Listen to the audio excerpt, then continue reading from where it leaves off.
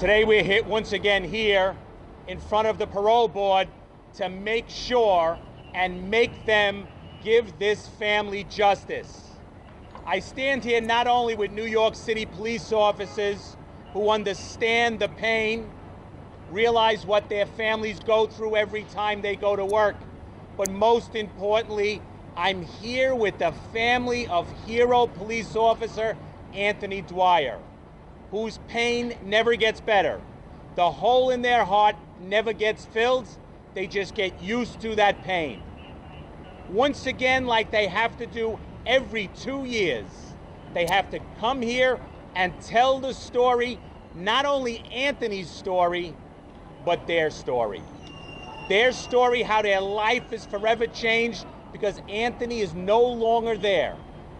They never hear the key in the door. They never get to ask, how was your day? The children that came after his death never get to know their hero uncle. They never get to understand what he was about. They never get to realize firsthand how he helped everyone in his community. From an older person to a young baby, that's what he did. He did it for us as police officers. We get it, that's our job. But he did it when he put his shield on the table, when he showed up in his community. We're worried today. We're worried because last week a killer was allowed to walk out these doors to freedom. Well, the Dwyers never get that freedom, and they never will. Anthony never gets a second chance. The miscreant that shoved Anthony to his death decided now he's sorry. He decided, with the help of God knows who, to sit down and type a letter in the King's English that said, "Oh, I understand now, I'm sorry." Well, good for you. Be sorry behind bars. He says, I'm leading a good life. I'm teaching the other mopes not to be so bold while they walk through the hallways of prison. Good, stay there. Keep teaching them. It's crocodile tears. It's not real sorrow. It's not real repentance. He didn't all of a sudden find God. He has to do all those things because there's a correction officer in front of him, behind him, on each side, making sure he lives his life right.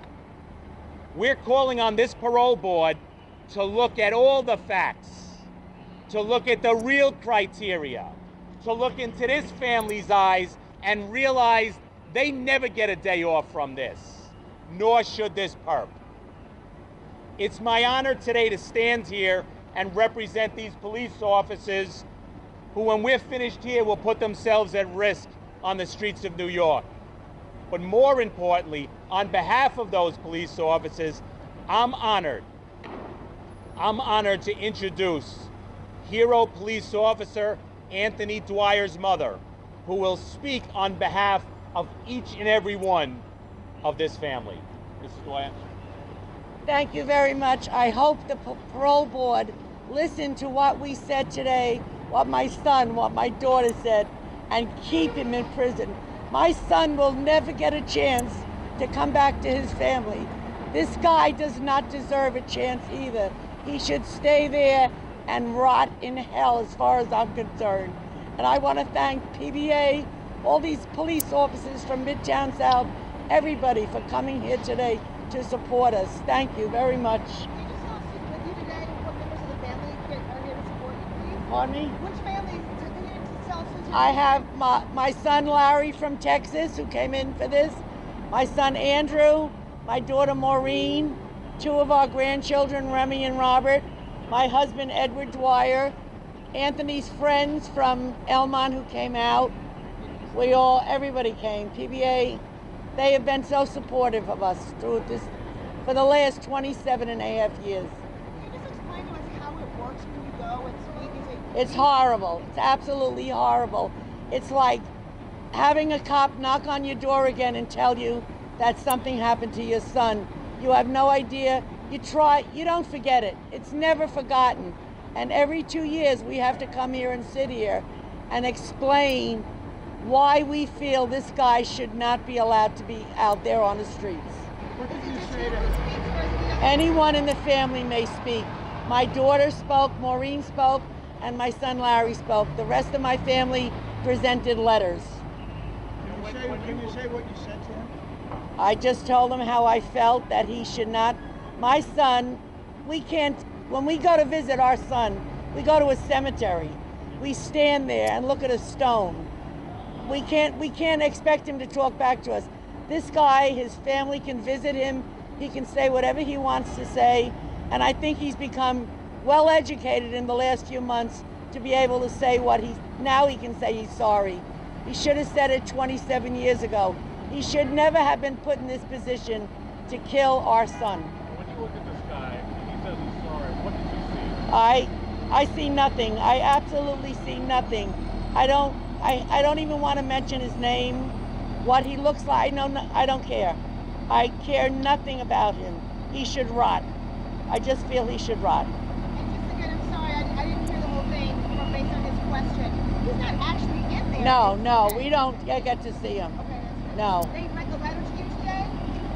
My daughter, my daughter got a copy of the letter. They want to read it. Okay. She got a copy of it, but And so what's the timeline after this for the decision? Well, how does that work? The timeline That's for illegal. parole? That's a legal question. We'll get to that answer. I have no idea, but thank you. Thank you. Thank you. But we once again stand here, and this family and these police officers ask for the public's help. Please go on nycpba.org and hit the Keep Cop Killers in Prison, because we cannot take it for granted. We cannot take it for granted that the commissioners heard their story and felt their tears and see the darkness that's fallen over their heart. We have to make sure that they know that they work for us, the public. So we have to work to keep Anthony's killers behind bars. We'll be back next week when the second mope that killed Piagentini and Jones, the Mutt Bottoms, will be here with his crocodile tears. Let's not take it for granted. Please take the time. You were so helpful last time. We need your help once again. I have one more last question for Anthony's mother. If you'll step this forward. When you saw the release last week, knowing that you had to come this week, what were your thoughts and concerns? It was absolutely horrible, and I just pray that they let that guy out. And I said, please God, this is not going to be a continuous thing, that every cop killer who's up for parole is going to get out, walk out free. It's not right. Pat, Yes. how many times has he been up for parole? How many times? This is the third. This is the third time, every 2 years. And that's what's so difficult. Every 2 years, this mope gets an opportunity to fake his repentance. Every three times they had to do it, every 2 years he gets another shot to roll the dice. And we've seen what happened already. And that's disgraceful. We also warn the good folks in Brooklyn, realize that there's a cop killer walking your street. He's living there now. And remember, if they'll kill a uniformed New York City police officer, they'll kill you. Thanks very much for covering this story. It's so important, not only to police officers, not only to our family, but quite frankly, everybody that's going to work here today. Thanks very much. Thank you. Thank you. I watch you all.